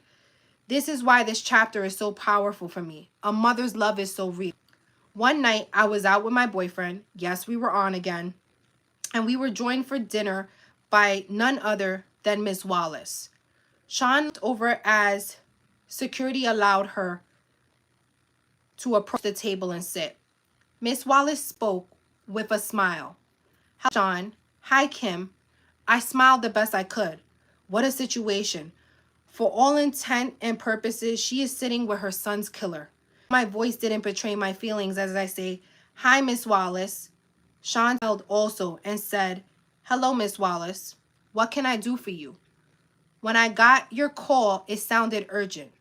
He was able to appear as if he was smiling warmly. This was the creep situation of my entire life. She looked at Sean with pleading eyes. I know this isn't your problem, but things have gotten kind of hard. I was hoping that you can send me Chris made with you this way. Sean shook his head. That's not something I could do. There are attorneys and accountants. Can I maybe help you with a little something to get you past the hump? Sean reached into his pocket to dig for his wallet. I haven't even seen how much Chris left. It's going on 2 years. Just how long is this going to take? Sean signed as he replies, These things are difficult. I don't know. The attorneys don't make things easy. Miss Wallace pushed further. I don't understand. What's so difficult? He worked for you. He made you money. Where is it? Sean shook his head as if it saddened by what he was saying as he continued. It's not like that. I just can't give you his money. You're entitled to certain amounts, and they're just trying to figure out what that amount is. I don't mean to sound cruel, but it wouldn't be fair for me to just give you tons of money. Your son got rich off. You got rich off my. He's saying this, guys. You got rich off my son, and you're keeping all of his money? Sean kept his cool and replied, I'm afraid business isn't that cut and dry, Miss Wallace. I paid for publicity. I mean, it's all actuality. I'm going to be straightforward. Miss Wallace, Chris probably owed me money. Won't know until it's all worked out. The anger in Mrs. Wallace's voice barely overshadowed the pain, or perhaps it magnified it as she uttered the only words she could muster. You bastard. Sean didn't flinch. He just said, look at the contract. I'm honestly trying to get him as much as possible out of it, but I have investors. I can't just take the money that doesn't belong to him and start giving it away. Miss Wallace exploded in response. You know good and well Chris didn't owe you a damn thing. Sean stared at her straight in the eye, unwaveringly, and said he would have started making a profit after a few years. His money, until his album sales paid for studio time, music videos, and marketing would have come from doing shows. I'm sorry, he isn't here to make the money. I miss him. Her response was a deadpan. Did you unalive my son? Momentarily, Sean was stunned into silence. She asked her voice again, quivering. Did you? He started, Miss Wallace. She would not be redirected. Answer the question. I was not used to seeing Sean on the defensive. No, of course not. She looked at him with spite, the anger in her voice enough and shivers up my spine as she replied with a menace only a mother can. I don't believe you, Sean. Sean looked at her with a sadness that my soul to be fake. Although looking at him without context, anyone would believe him as he replied, I'm sorry to hear that. Today I know he was able to muster that false security because he is a sociopath. Back then, I thought it was compassion. With no more words, Miss Wallace stood up and left. Sean watched her exit with disbelief. Not knowing what to do, I placed my order. Dinner that night was long and silent. I Miss Wallace's life. Sean is most dangerous when he feels threatened. No, she could not physically threaten him, but this threat was very real. If she goes public with her accusations, Sean's image would be damaged. I have felt for myself the events that he would go through in order to protect that image. Guys, it is getting real. Okay, so just a quick recap. In that chapter, we are talking about, in that chapter, it looks like Biggie has already been alive for 2 years. Miss Wallace is coming to meet with Diddy to discuss where is his money at. I need some of that. And he's basically saying like, no, that's tied up in lawyers and all of that. And Kim was there for conversation. And Kim is basically letting you know that she was there in the conversation that he had with XXX in the previous chapter. So she had already saw everything go down. It is getting real. Now, in this chapter, I think is very, very interesting. The next chapter that we are going to read is chapter 13. It's called Have Some Faith. And it is discussing Faith Evans and the role he played with Biggie. And the reason why I say role, because guys, I always had a feeling that Faith Evans allegedly knew. I don't know why I felt that, but like with everything that happened after Biggie's death and, you know, the unaliving of Biggie, I always felt like this unwavering feeling that Faith knew. And in this chapter, we are going to break it down. So hit the like button, subscribe to Mama's Cocktail Hour, and let's get into it. Okay. Chapter 13, Have Some Faith. The fact of the matter is, he was a complete control freak. He was absolutely the worst. But of all the things he did for control, this might have been one of the most despicable ones. We were in Bad Boy office one evening, sitting in the lounge area enjoying a meal. Sean was smoking one of those big cigars he liked when Faith entered and sat down with us. She seemed relaxed as she said, "Hey guys." I smiled. I never had any bad vibe from the marvelous Faith Evans. We never talked about the wild time the three of us shared at one of Sean's parties. I gave her a hug. "Hey girl, what's up?" Sean smiled and asked, "Hey, what brings you out?" She addressed Sean saying, "Look, when you asked me to hook up with Chris, I understood. You needed to control him.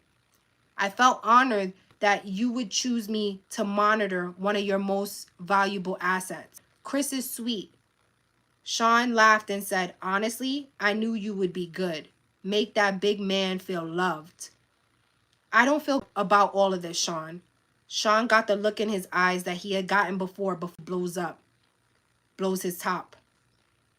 Faith saw it too. She treaded carefully. "Sean, you know I'm as loyal as they." Sean leaned forward, unintentionally threatening, and said in a low tone, "Yeah." But Chris and I had a child together. Sean leaned back. He let out a deep breath. "I'm going to take care of you. You're not like Chris. You're loyal." Faith had a tear in her eye as she responded, "He didn't have to die." This is getting very touchy. Did she know? Did she suck? Was this her trying to find out if Sean intentionally killed, unalived Biggie? I wanted to ask, but of course there was no way of doing that. Crazy. Sean sighed and replied, "He didn't. Don't get me wrong. I miss him. But he was leaving me anyways. Nobody cares about my pain." Classic narcissistic Sean. It's all about him. I was thinking for a moment. But his next sentence made me feel for him anyway. I wanted to share all of this with him. He was my man. Faith couldn't hide the anger that flared in her eyes, but she knew who she was talking to. She was careful as "Sean, you have your friends and you share things." Sean stepped forward again, this time with malicious intent, as he queried, "What the F is that supposed to mean?" "Chris had no one, only you." Sean lost it. That fat F, and that other piece of shit I had you F. I interjected while in shock. "You had her F Pac?" Sean glared at me and answered, "Yes, effing Pac. Those MFers which going to try to start their own label and compete with me? Me? After all I did for that fat F? Nah, I wasn't using resources to protect that MF. No effing way." As Faith started to cry, Sean and softened slightly. He spoke a little. "Look, I didn't hate him. I was hurt, but I didn't hate him. I'll make sure you and CJ are taken care of." Without Faith got up to leave as she turned. Sean spoke softly. "Faith?" She ignored him. He called out to her again, "Faith." She exited quickly. Sean just looked at me and said, "Damn." I really didn't know what to say. Sean told Faith that he wouldn't protect her husband, but he was going to leave Bad Boy from a business perspective. I didn't disagree with Sean there. If you're leaving a competition for him, why would he spend resources on you? So I hugged Sean, but I also know he didn't have to send Chris to California. I wondered if he realized that he sentenced him to death. He hugged me back with tears in his eyes as he asked, how the F am I the bad guy, huh?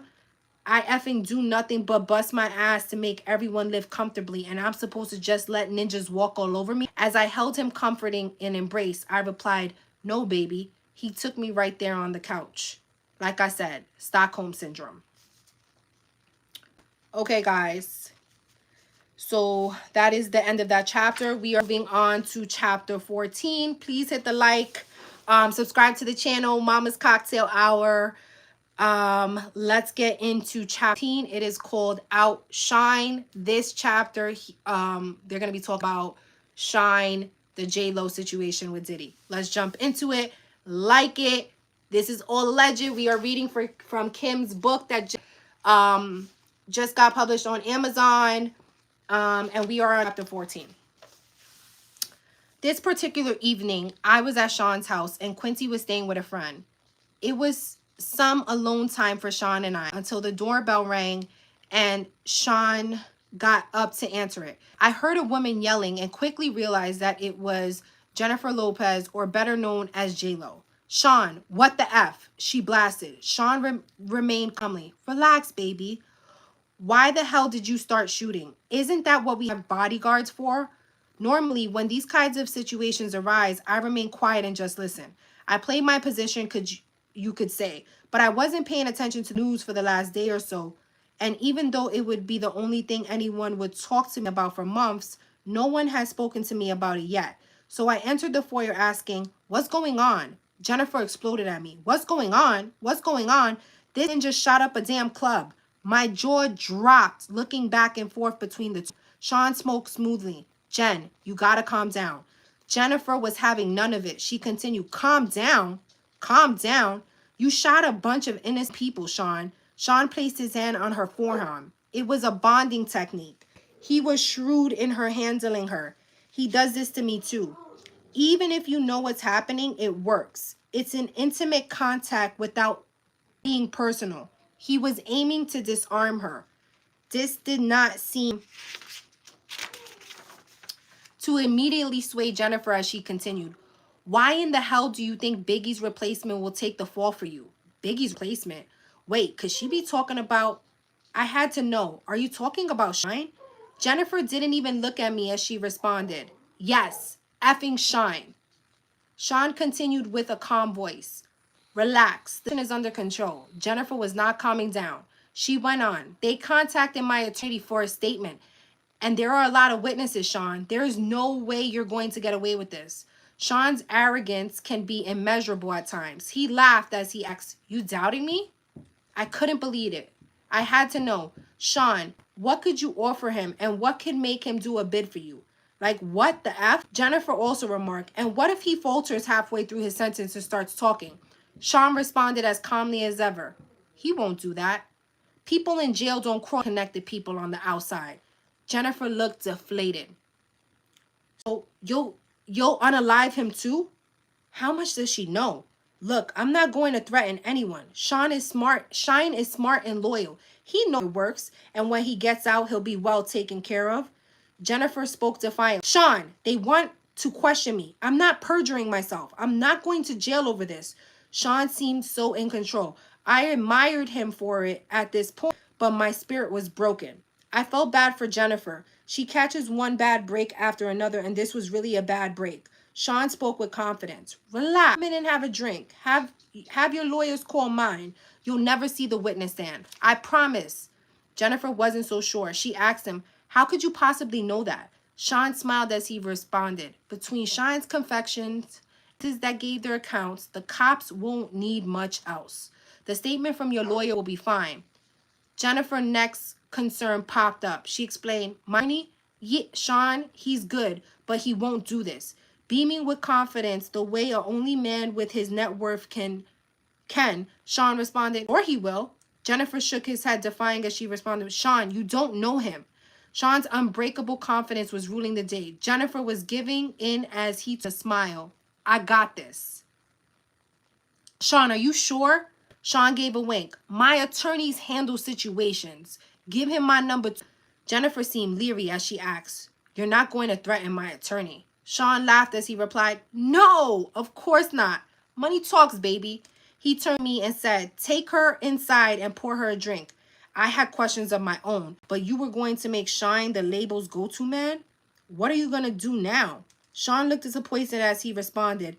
He had the voice, but his flow, he had the voice, but his flow, he signed.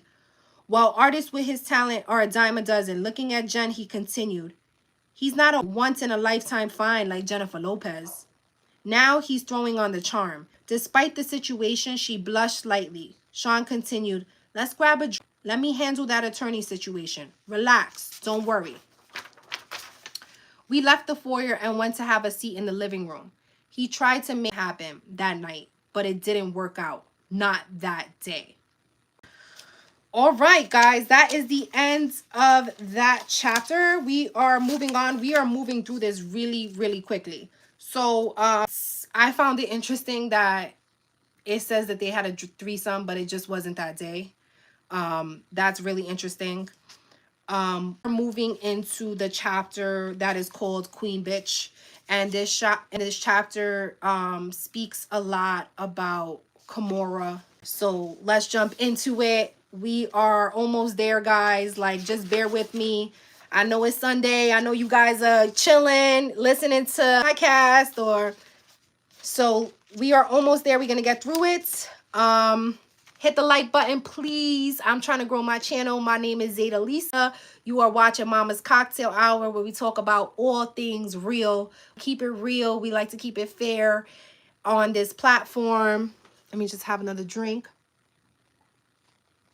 Thank you for everybody watching. Let's get into it. We are reading Kim's Lost Words. We are chapter 15 and we are almost to the end. So let's keep going. Kimora Simmons and I went out to have drinks. She was looking at me, said that I was turned on. We were going to go back to my place afterwards, but suddenly after a sip of my drink, I felt like I had to vomit. I excused myself and barely made it to the ladies' room. When I came back, Kimora asked, you feeling okay? I'm fine. I have been under the weather for the last couple of days. I think I'll head home. She said, your breasts are looking kind of plump there, girl. Embarrassed, I whispered, not in public. She replied, are you pregnant? I was taken completely aback. Why the hell did you say that? She let it sit there for a minute. I bet in her head she was like, wait for it, wait for it. Then it hit me. Shit. She gave me a more continuing. So what you gonna do? I didn't understand. Gonna do? It's not Sean's. If it is. With the shocking wear off, the scope of the situation began to take a hold. I responded, better get a test. She looked at me with pity. Damn, girl.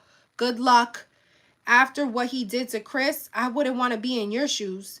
The fire that was in her eyes before I got sick was all gone. As I began to stand, I realized that she said what she said to me, and I paused. She looked at me flatly and said, ain't nobody stupid, girl.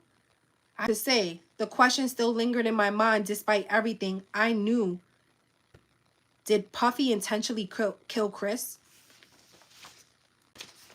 She brought me back to a moment by saying, go.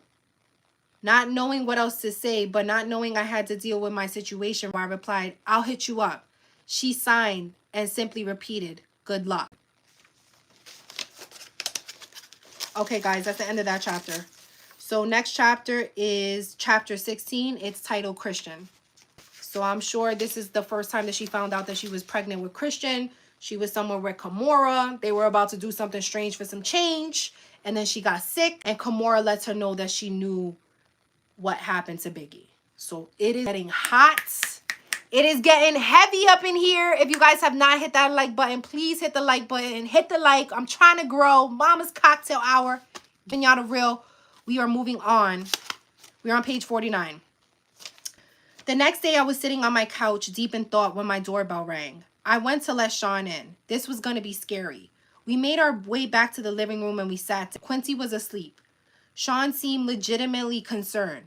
What's so urgent? I didn't know what else to do. I just blurted it out. I'm pregnant. The air in the room was as thick as J-Lo. He was quiet. What is he thinking? He asked the obvious question. Are you sure? I spoke rapidly. I was on the pill. I'll get rid of it. I'm sorry. I just wanted to know. That's wonderful. That is great. I was so confused. Huh? You're not mad? He laughed. Mad? No. Why would I be mad at this wonderful news? I'm going to be a dad with the woman I love bearing my child. What could possibly be better? He jumped right on the phone and called one of his besties. I could hear Will Smith congratulating him. Sean said, yeah, definitely. Hold on. Kim, baby. I was still in awe of the fact that he didn't get angry. And yes, I will admit, I was sure he was going to hit me. So it was with relief when I replied, yes. He told me excitedly, we got to have a party. His excitement was contagious. I was really getting excited too. Yes, a gender reveal. And he cut me off. Yes, of course, we're doing all of that. Everyone is going to want to sleep with you right before the birth. My heart sank in my chest. Everybody is going to what? Sean went on with the same excitement. Well, not everybody. You know, Will, Jada, XX. Sean, I'm having your baby. He verbally waved me off. It'll be fine. I could help myself. I couldn't help myself. I just started crying. Sean grew quiet on the phone, then spoke low. I'll call you back. He hung up and took me by the hand. Baby, I never asked you for anything. I tried to see him through the tears streaming down my face. I couldn't even believe the coming out of his mouth. I tried to speak. Sean, he cut me off. I provide everything anyone could ever want. Do you want anything from me? Sobbing, I replied, no. But he continued, this is the thing I have to do in order to continue giving you the comfortable lifestyle where you live in a lap of luxury and get to be on TV shows and in movies. No, you don't want this, but do you want all of this to go away? A whimper is all I could imagine. No, he continued softly. Then we gotta do this. I said, but Sean, I don't believe in all this spiritual crazy shit. We got here because you're brilliant, not because of your sex parties. He replied, do you trust me? I did. My soul was broken. I did. I responded, yes. He signed and said, then let's do what we need to do to keep what we have. As I nodded yes, he pulled me in and hugged me. Then we are going to have a beautiful baby. He ordered some food that night. I cried myself to sleep. I was going to be gangbanged at 9 months pregnant. I wanted my children out of this life. My child is going to have a good biblical name, heavy Christian name. They're not going to take his soul. Okay, guys. So we are quickly approaching the end, just to let you know. We are now moving into chapter 7. That was chapter 16. It's titled Christian. This is when she found out that she would be pregnant as a Christian. This is the conversation she had with him. And basically he got on the phone with allegedly Will Smith saying like, you know, essentially, let's break it down and let's be real. He was doing the same exact thing that he was doing to Cassie. He was doing to Kim Porter. He was using her. He was most likely filming this stuff. He was using her to maybe get money. Come on, we already know a lot of the allegations that he has out for sex trafficking, blackmail. All of these are alleged, of course, but it just goes to show, yes. For everybody asking, Christian is their oldest child together. So she's talking about the first time she became pregnant with Christian and how she told Puff. And so his biggest thing was like, oh, we're going to have to basically smut you out before you have this baby. Like, to be like that. That's what I took from it. Exactly what he was doing to Cassie, having other people in the room do nasty things to her as he watched and he allowed it and he joined because he was actually probably, you know, getting favors from these people. He was getting money, payments, but he's explaining to her in this chapter that this is how he manages. This is how he's able to give her the lifestyle because he's basically pimping her out. let's be real. Like, this is exactly what the F he did to Cassie. So this is why, guys, we have to pay close attention to her words and what she's saying, because it's so is valid in today. It's so valid right now. We are moving on. If you guys have not hit the like, please, please, please hit the like. Again, my name is Zeta Lisa. You're watching Mama's Cocktail Hour, and we are discussing Kim's lost words. And we have pages to the end, so let's keep it going.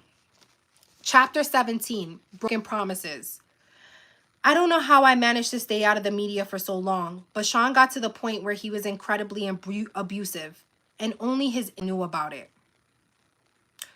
Can we see that now? Cassie stuff, guys? I'm sorry, I'm just going off on a little tangent, but can we see that? How his inner circle was like the only people who knew? And they aided and abetted in that for years. Sound familiar? Okay. Where was I? In his inner circle, I will go back. And only his inner circle knew about it. The artists were all too afraid of him to say anything. He had gained so much power. No one would say anything. Puffed out pen. This Monday afternoon, Quincy was in school and our son Christian was with the nanny, and I still had to make a living. I still loved the camera and just had been cast for a movie. Sean was coming over to celebrate with me, just the two of us. I was in the back when he came in. We were supposed to go out for dinner, but he was in a foul mood. Sean yelled, "What the F?" I would have to walk on eggshells as I came out the bathroom, but I found him holding flowers, so I smiled. "You brought me flowers?" Sean yelled, "No." "So who the F are they from?" I was bewildered, and honestly, I don't know. Probably just a fan. He threw the attached card at. I picked it up to read it. He slapped me so hard I hit the ground. Sean yelled, "Who the F were you with the other night?" I looked down at the card that was lying on the ground next to me, and it read, "The other night was amazing. We must do it again." Shit, I tried to explain. "Sean," he threw the flowers at me. "This is not how it works. You have my child. You don't touch anyone unless I allow it." Yelled. Back. "It was just coffee with a producer. It was nothing." He glared at me and asked, "Who the F is this producer?" I was trying desperately to calm him down as I responded. "Babe, calm down." He picked up my coffee mug and slammed it against the wall. Coffee flew everywhere as he yelled, "Who the F this ninja think he is?" "Sean, he's just some producer. We talked about the role and me maybe starring in another movie that he wants to produce."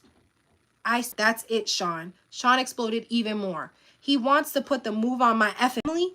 At the top of his lungs. "My effing family?" He flipped the table over, breaking it. It was a heavy table, but Sean was stronger than he looks. I pleaded him. "Sean, please." He yelled at me. "What?" I'm trying my best to calm him down. He probably didn't know. It didn't come up. "You're publicly now, so?" He screamed at me, and it somehow seemed even more intense. "So you didn't tell him to back off?" "Sean, I didn't." And then out of nowhere, he hit me with a chair. I don't remember anything after that until I awoke in a hospital room. My arm was in a cast hanging from a sling. My face hurt. My was in intense pain and was my lip. As I came to it, the first I saw was the man who put me there. Sean asked with the concern in his voice, "How are you feeling?" I responded, "Stay away from me." "I'm sorry. I didn't know what came over me. Save it for the lawyers. Stay away from me." We were in a private hospital room and no one could hear me. I could, like my life depended on it, but it wouldn't matter. If I did ring for assistance, I wouldn't get any. He kept going. "I was just so jealous. You know how I am. He took hold of my left arm, not slung up in a cast. "You have our beautiful son, our family." Just at that point, I had enough. "The one you slutted out right before birth? Are you effing shitting me? Stay away from me. Don't come near me or my kids." He continued to plead. "I'm sorry, baby. I promise I'll never put my hands on you. I swear. I've heard this song too many times. I spoke through gritted teeth. If you come near me or my kids again, calling the cops." A flash of anger returned. "You use my kids to threaten me?" But then he caught himself. "Then you're angry." I glared at him as I cut him off. "I'm serious, Sean." He spoke blandly with no energy. And tell them what? You car accident? They'll pity you. That you hit your head? He was going to make me look crazy. They weren't going to believe him. He was a kingpin. Fucking bastard. Sean spent the next 6 months helping me heal and working his way back into my life and into my bed. I was so damn stupid. Of course, I wasn't cast for the movie. From what I understand, the producer died of a pneumonia. Guys, hit the like button, hit the like button, hit the like button. Can we stop for a quick moment?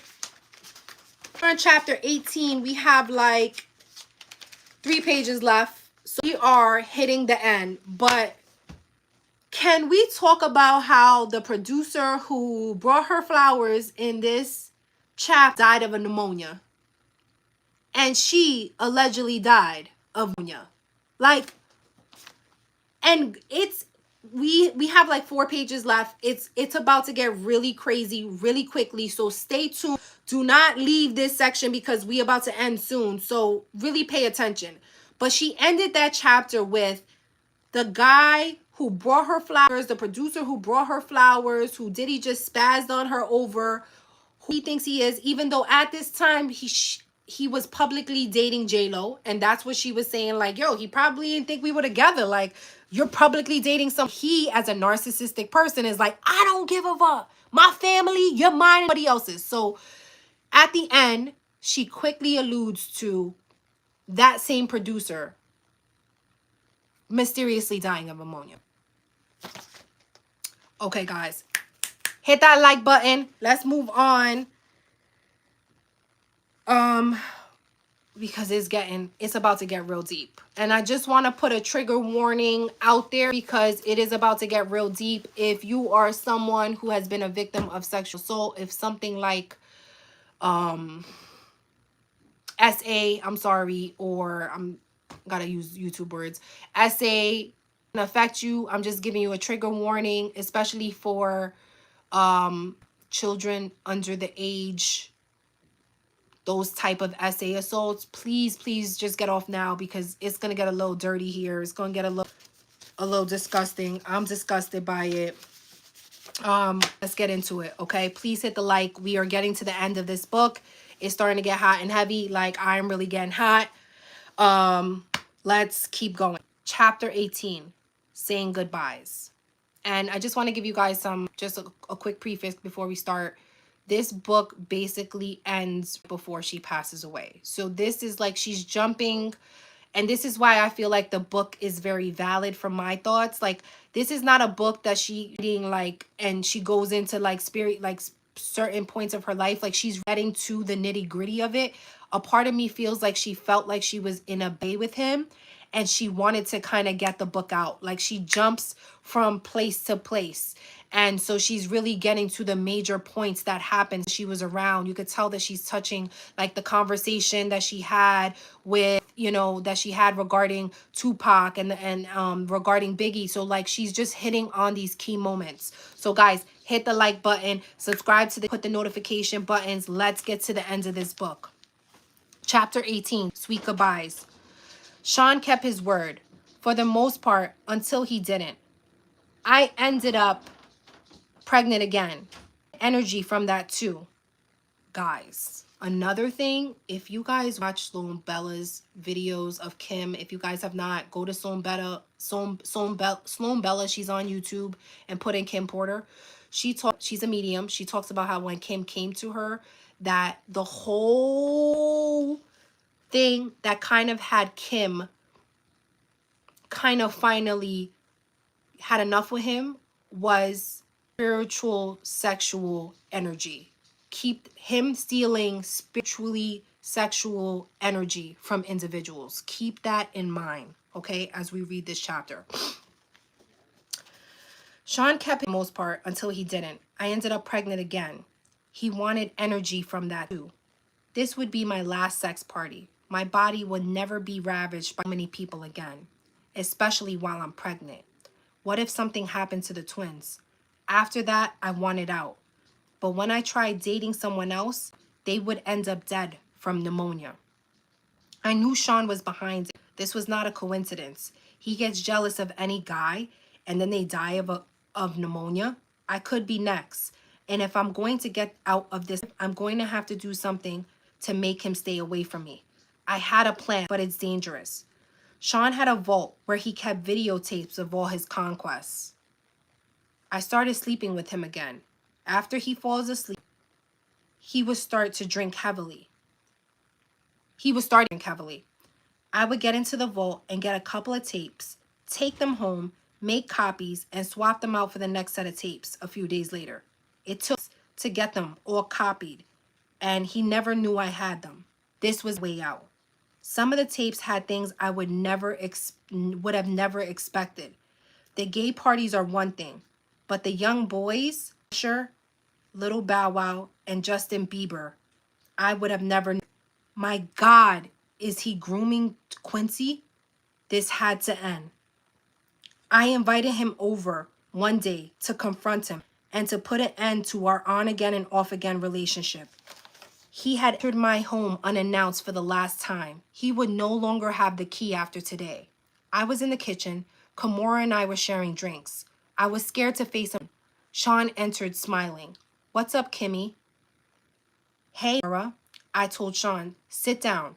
Because of my tone, he looked at me stunned and asked, "What's going on? What is this?" I responded with delight, "Taking my life back. We're done." He answered, "Hold on, wait a minute." I was so excited that I wasn't hearing any of it. I shouted to him, "No, no, more. This is effing over." He looked confused as he asked, "Where's all this coming from?" With disgust, I said, "I got the footage, Sean." He looked even more confused as he inquired. Sorry, guys, those are my dogs. Let me see. He looked confused as he asked, "Where is this coming from?" With disgust, I said, "I got the footage, Sean." He looked even more confused, and he inquired, "What are you talking about?" Kimora said with revulsion, "Usher too?" Sean said, "Wait, what the F is going on?" Sean stood aggressively, and Kimora responded, "Don't make me call the cops." Sean's anger was creeping in as he replied, "This is how it is?" I simply nodded. If any happens to either one of us, it gets released." He seized as he queried, "After all I've done for you?" I don't think I was ever so happy as when I said those words to him. "Get out!" Pissed, he started to leave back with pure hatred. As he walked down the stairs, he turned around in a fury and lunged at me. He knocked me down near the top of the stairs. I was hurt. Mora screamed, "Stop!" As he began to crouch over me, I kicked him, hitting him in the kneecap, then his face. He went tumbling down the stairs. He was too hurt to get up. I called the cops. Kimora left before that. When he left, it was in the ambulance. I felt empowered. I felt safe. The Sean Combs days has finally came to an end. All right. We are approaching the last chapter now, so bear with me. Chapter 19, the finale. Guys, please hit the like and subscribe to my channel. We appreciate it. We have done now this whole book. We are approaching on the last 3 pages. I appreciate all of y'all. I love y'all. Please hit the like and subscribe to the channel. It really means a lot to me and it helps me grow. Let's get into it. Chapter 19, the finale. Things were okay for a while. I started dating again. It was almost normal until I got serious with someone. Then my boyfriend died of pneumonia. I knew it was Sean. Again, that's why I decided to write this book. A few days ago, home was burglarized. Only laptops were stolen. I know it was that bastard, his goons. Of course, I had a copy in the cloud that I was easily able to download here onto this new computer. As I continue to write, I'll send this to the cloud now as well. I will send out copies via email, and my Google Drive password will be attached, so this missing chapter can be accessed. This book must get out. There are so many chapters to add. This outline is a great start. I have to organize the rest of the chapters and add them in a little. I plan on spending today working on exactly that, but I'm not feeling very well. Thank God the kids aren't here this weekend so I can rest. I called Kimora to cancel our tentative plans for a meetup. When I spoke to her, she said, "Girl, that doesn't sound like the fool. You want to go to the hospital?" That didn't immediately alarm me. I just need some rest, told her, and quickly got off the phone. But why can't I get my doctor? Why won't he pick up the phone? Oh no. I called Sean from my bedroom where I was laying in my bed. All I can think about kids, my babies who were with this monster, the man that I now suspect of doing this to me. Sean picked up with an air, a superiority in his tone that let me know it was too late for me. He spoke confidently into the phone. Hello? I screamed at him, you bastard! I have your effing children. What are you talking about? The kids are with me, he replied with a mocking innocence. There's literally nothing I can do. I could only, did you ever love me? Instead of answering the question, he responded, the most important thing to me in this world is loyalty. I couldn't believe it. I had to ask even though I understood. What the F does this mean? With that same innocence, he mocked me. Kim, is something wrong?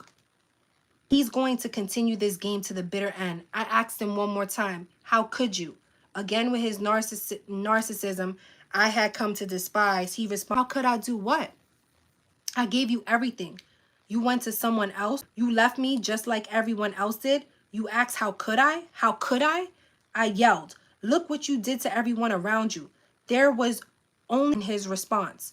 So you're saying everyone leaves because of how I am and you were going to expose me? He had burglarized me and I knew it. I should have threatened him. I should have just published the book. I'm going to die. Like Biggie, like Pac, like so many others, and it's because monster, plain and simple.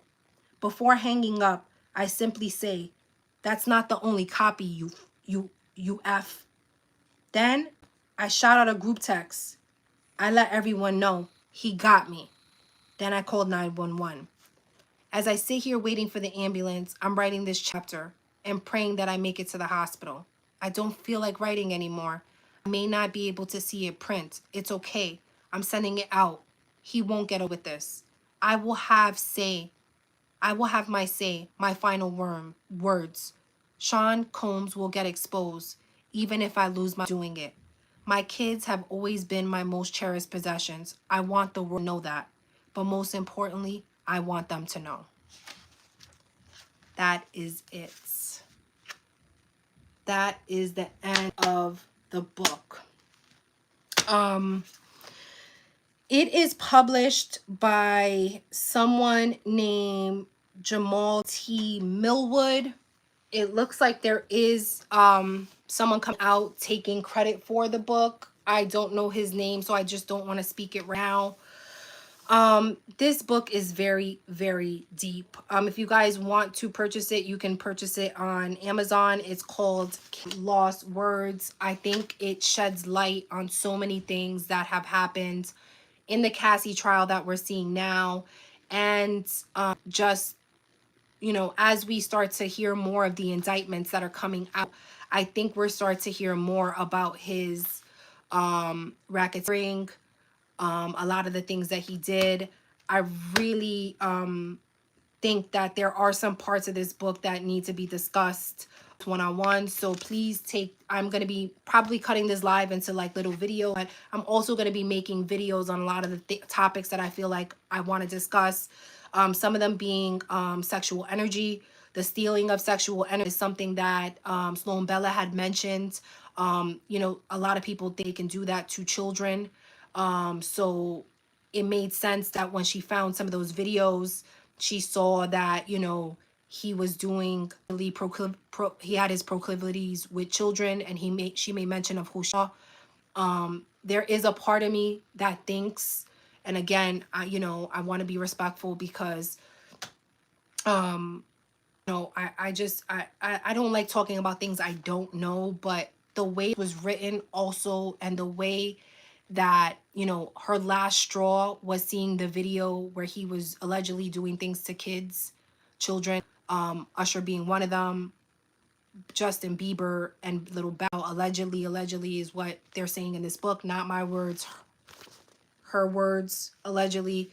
I think that's where she drew the line. And as she was saying, like every time she got pregnant with children, he even more wanted to like smut her out, and he wanted to kind of like pimp her out during those moments. And if you see what she said, like he was getting in the book, she made a quick reference into him getting into voodoo. Like he was getting into like the spiritual stealing of sexual energy. And the moment that she said that she was pregnant with a child, he took advantage of that. And the moment that she got pregnant with the twins again, he was trying to take advantage of that. And I think that the final straw for Kim Porter is when she found those videos and she saw that they were children under the age of 21 on there. And I think that's what really made her do what she did, and that's why she lost her life. So I want to be fair. People have spoken about the validity of this book, if it's truly real. I know that when I told friends that I was reading it, it was like, oh, but how do we know that this is real? It looks like I'll Be Sure just came out recently, and with the book being, he had made comments saying like, listen, I told y'all before, y'all thought I was lying. So to me, it looks like he's co-signing it. To be fair, a lot of her friends, actually one of her friends, Ebony, came out and said that the book was absolutely not true. For me, I think that's suspect, because if someone told me that my friend had wrote a book, before I even knocked it, I would want to read it to see if I felt like, or felt that. That was not something that she did. So it led me to believe that that was very Diddy in the background making her say those things. And Kalina came out and said that Dawn was wilding. Kalina Harper from Dirty Money is coming out saying that Dawn's experiences is not her experiences. Like, you can tell when Diddy has got to certain people. And this book is the book that he has been trying to not let get a really long time. And it is now here. So take it for a grain of salt. Again, do not trust what I say. Go do your own research on Kim. The things alleging where her like, you could put that in YouTube and you can find so many things. But everything is leading to the same thing. She was okay with the sex party. She was okay with consenting adults. She was like, if you could see, she was like, all right, for a wild time. Like, she was young. She was in the industry. She thought that this is what it was. But I think Kim crossed the line when it came to kids. And going back to what I was saying, some of the things that she alludes into the book, I feel like there was something there between Quincy. I'm going to say allegedly, and I'm going to say that respectfully, and I'm going to say that this is my own feelings, my own thought. But when she saw that video, Quincy came into her mind quickly. Like, she said, oh my God, could he have been grooming Quincy? Like, to me, it leads me to believe that she thought something. Like, she thought it was real. She thought it was valid. And that's what made her do the next steps that potentially could have got her unalived. So lots of information here, lots of information. Thank y'all so much for reading this book with me. Thanks for staying on the journey. I appreciate y'all. Please hit the like, subscribe to the channel. There's going to be more of this. I'm going to be covering the whole trial from inception. I'm going to continue covering it. I do have the bling. So that is going to be the next thing that we're going to be reading. It's a bigger book, so we're going to have to do it in chapters. If you guys don't know what Bling is, it is the book that was written by Erica Kennedy, who is a friend of Kim Porter and a friend of Kimora that was unalived. The book is very hard to get. I actually just got it.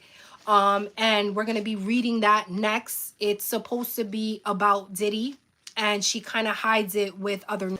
So we're going to be reading that. So please subscribe to the channel. Like I said, I'm going to be making more videos breaking down the book. I will also be breaking down some of the things I saw, so you guys can kind of see it in my videos and my content. Guys, I'm telling you, I'm kind of feeling like women empowerment here. I'm feeling like I gotta share this book with everybody. I want people to read her last words and know what she was saying and what she was trying to accomplish. Like, if I could do this through social media, then I feel like I'm kind of just doing something for a woman that went through something really traumatic in her relationship. So please share this video with anybody that is interested in reading the book. You don't got to get it on Amazon. You can read it right here with me. We did the whole entire book in record timing. Thank you guys for tuning in. Thank you guys for checking out Mama's Cocktail Hour. Go check out all my other videos. I have a whole bunch of other videos on Diddy and related things. Check them out. Drop me a comment. Let me know what you guys think of the book in the comment below. I appreciate y'all. Don't forget to like and subscribe. And I will be back for Bling as our next book club. All right, guys. Thank you guys for watching. We'll talk soon.